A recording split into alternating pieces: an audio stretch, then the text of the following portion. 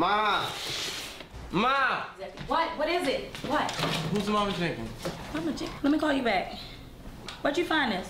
In the box. I don't know. She's your great-great-grandmother. Jenkins, let's see what it is. Cut the game off. Derek! Derek! Cut! Don't play with me. What is that? It's a VHS of your... I got this, Mom. That is a VCR. See, before we had DVDs and Blu-rays, that's what we had. And, well, the tapes, after a while, they get broken. All right, Mr. Know-It-All. Thank you. Move over. Move. Let's see what it is. Ugh.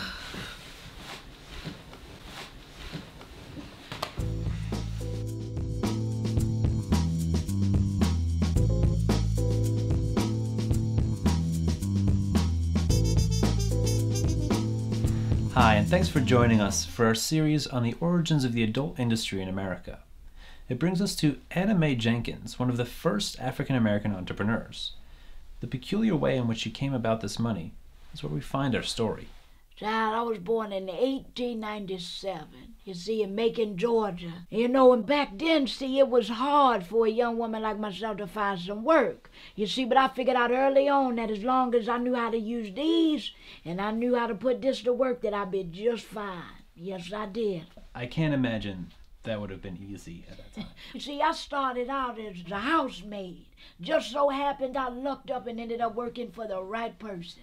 A brilliant man by the name of Richard Bates. And what did he specialize in? He was in the business of inventing things to help people. But he used to get into altercation with the local business folks. See, the business owners would get so upset and angry because he was stealing all of their business with his inventions. One time he'd say, why go out and pay somebody to do something when you can do it yourself and keep the money? But it wasn't until that mass hysteria of 1920 hit, and that's when everything changed.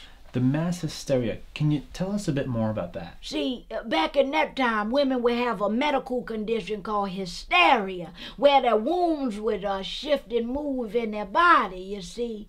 Now, the doctors could treat it manually, but they could only do but so much. So when the doctors couldn't solve this problem, Mr. Bates would intervene? Absolutely. Master Bates was I'm sorry, did you say Master Bates?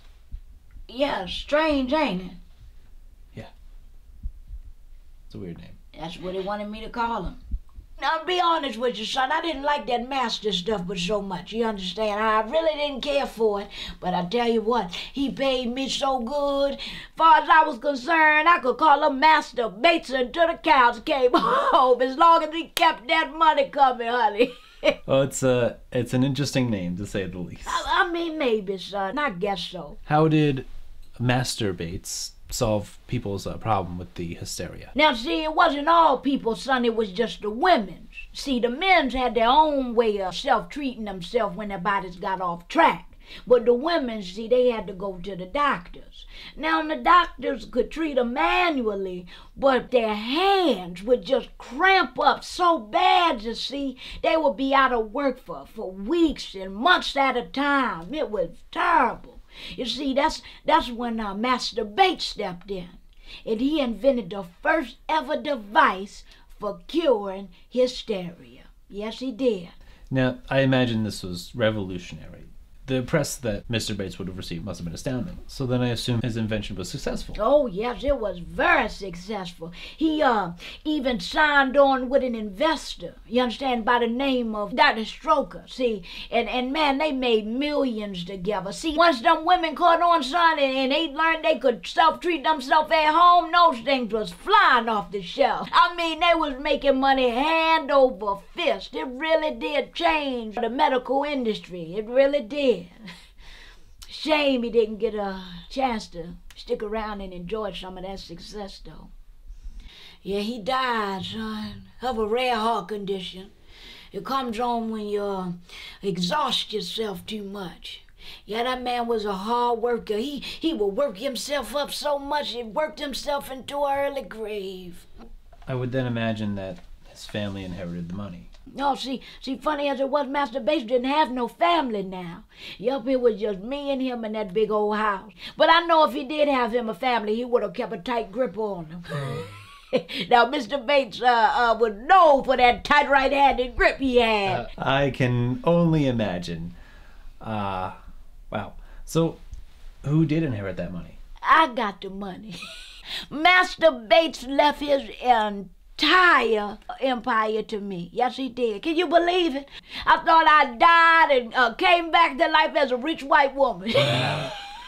I'm telling you, I mean, everything was going just fine up until Dr. Stroker, Master Bates' business partner, come talking about he wanted to take it worldwide. So I said, all right, we could do it. I signed the papers over, not knowing no better. For we know we had lawsuits falling out the sky. Left and right, people was trying to sue us for the money. Turns out a man by the name of Joseph Granville invented the same thing, except he was calling it a vibrator. Why would somebody buy something called the vibrator? Needless to say, people did buy it, and Lord, they came and took everything we had. And Dr. Stroker left me high and dry. One can only imagine if things had gone a little differently, what could have become. What might have become?